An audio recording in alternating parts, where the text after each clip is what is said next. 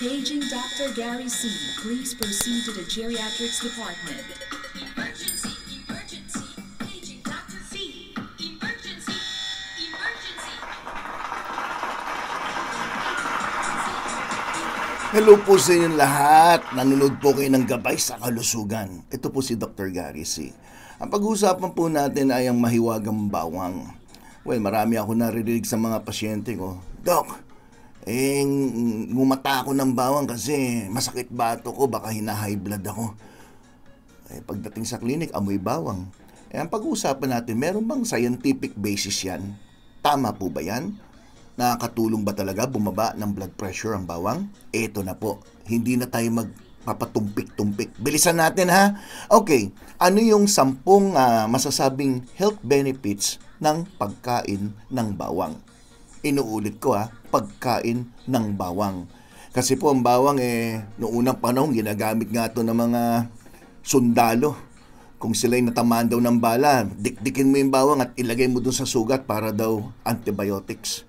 Pero ang pag-usapan natin, yung kinakain na bawang. At fresh po hindi po yung bawang doon sa inadobong mani na ilang beses na inulit yung mantika na ginamit at may mga asin, may betchin, hindi po yon. Ang pinag-usapan natin yung fresh na bawang.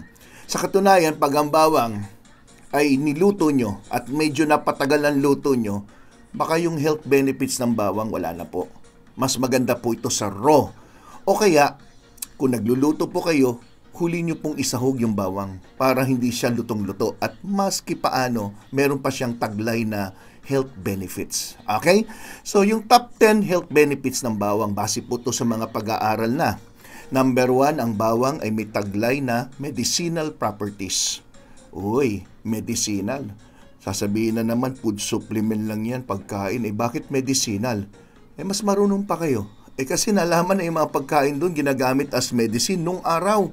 Di ba? Use food as your medicine.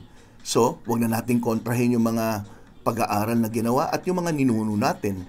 Alam niyo po kung anong therapeutic benefit ng pagkain ng bawang? Nalaman nila na ang bawang may active compound na tinatawag na alisin.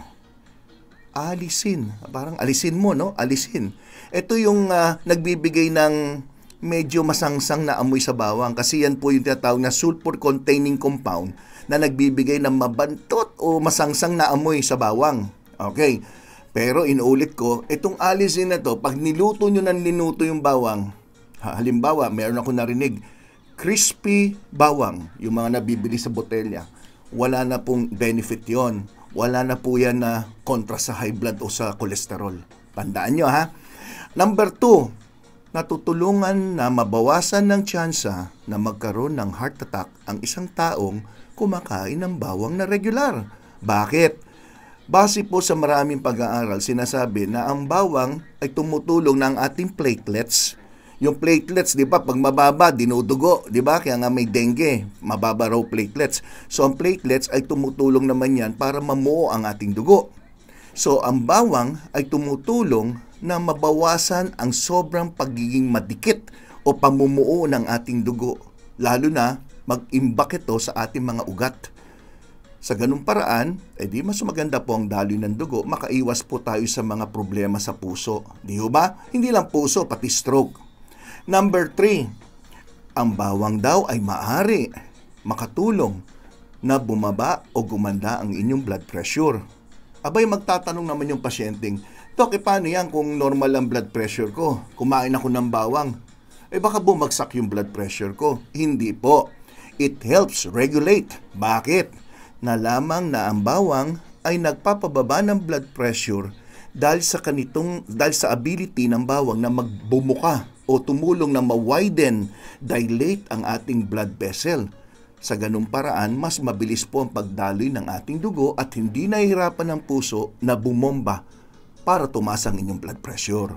Aba, naisip niyo po ba yun? Ang daming benefits, no?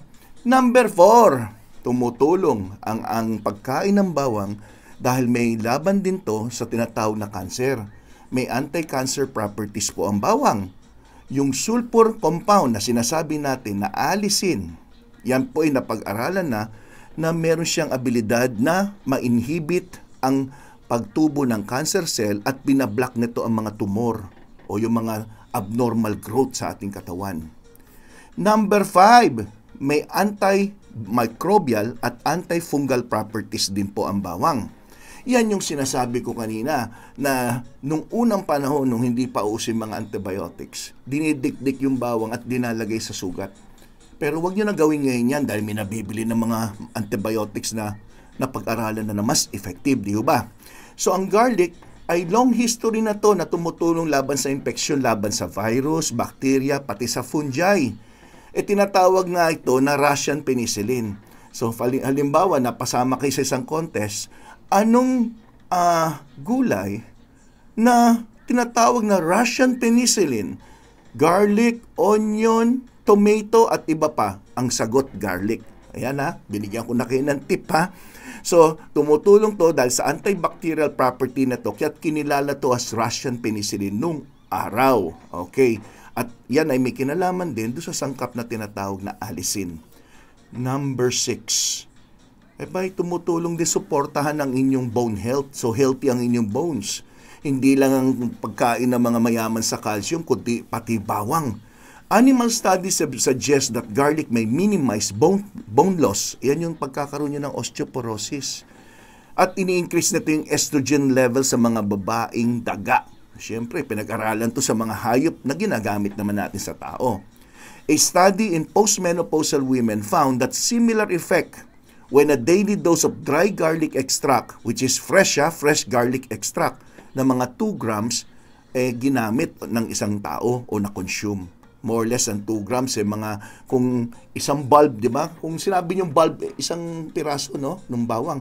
So, isang buong ganon, mga 2 ganon, consider as 2 grams. Okay. Number 7, tumutulong din para maging healthy ang inyong mga joints. May pag-aaral na sinasabi ng consumption ng garlic ay tumutulong ma-relief o mabawasan ng kirot o pamamaga na may kinalaman sa arthritis. Number 8, alam nyo ba na yung mga misipon, maganda rin po ito to protect us against common cold. Yung mga ubo-sipon. Ang garlic, potent antiviral property dahil ang kadalasan ng common cold or flu ay may kinalaman sa virus. So since nabanggit natin na may antiviral property ang garlic, nakakatulong po ito mabawasan ang paglala o makaiwas sa pagkakaroon ng trangkaso o kaya yung tinatawag na ordinaryong sipon. Number 9, tumutulong din maprotektahan ang inyong brain. Base sa pag-aaral, ang garlic ay tumutulong na maprotektahan ang inyong brain. Paano? Dahil ito ay meron siyang tinatawag na tumutulong na maprotektahan against cognitive decline. Ano ba ibig sabihin ng cognitive decline? Yung hindi mo na alam yung oras, hindi mo alam birthday mo, pangalan mo, hindi mo na magawa yung dati mong ginagawa. Yung paggamit ng inidoro, hindi mo alam para saan, yung mga ganyan, mababawasan yan. So, yung mga sakit na maaaring magbigay ng dementia, tulad ng Alzheimer, ay mapapabagal ang progress o paglala nito. And number 10, ma-improve po ang inyong exercise performance. Sa pag-aaral na ginawa ng lumabas ng 2015, sinasabi na ang garlic supplements ay tumutulong ma-increase ang oxygen capacity. So during exercise, 'di ba, gumagamit ka ng oxygen. So tumataas daw ang inyong abilidad na magkaroon ng oxygen capacity during exercise. So mas hindi kayo madaling mapagod. But mayroon pang mga pag-aaral na ginagawa pa sa ngayon para lubusan ma-document po itong study na to. Ngayon, yung bawang din ay tumutulong din magpababa ng cholesterol. Yan ay hindi ko nabanggit. So ang cholesterol, bad cholesterol ay natutulungan ng bawang. Isa sa dahilan ng stroke o heart attack ay pagkakaroon ng mataas na cholesterol na pwede magbara sa inyong mga ugat. So protection din po ito para hindi kayo magka-stroke o kaya magkaroon ng heart attack na dala ng mataas na cholesterol. At ganun din, pag mataas ang cholesterol, pag naibaba mong cholesterol, ang blood pressure nyo mas regulated, mas hindi nahirapan ang inyong puso dahil hindi barado ang inyong mga ugat-ugat o wala kayong tinatawag na atherosclerosis or cholesterol plaque na pwedeng humadlang sa pagdaloy ng inyong dugo. Yan ang nagagawa ng bawang. Bow! Okay? So kung nagustuhan niyo po yung aking paliwanag, huwag niyong kalimutan mag-iHeart GSK dyan sa baba. sige na, iHeart GSK na. Okay? At the same time, huwag nyo kalimutan mag-subscribe dito sa Gabay sa Kalusugan, Dr. Gary C. Please invite your friends to join us here para sama-sama tayo maging matalino pagdating sa kalusugan. Okay? Maraming salamat sa lahat ng nanood. Ako po si Dr. Gary C. at your service, always, Gabay sa Kalusugan. Bye-bye!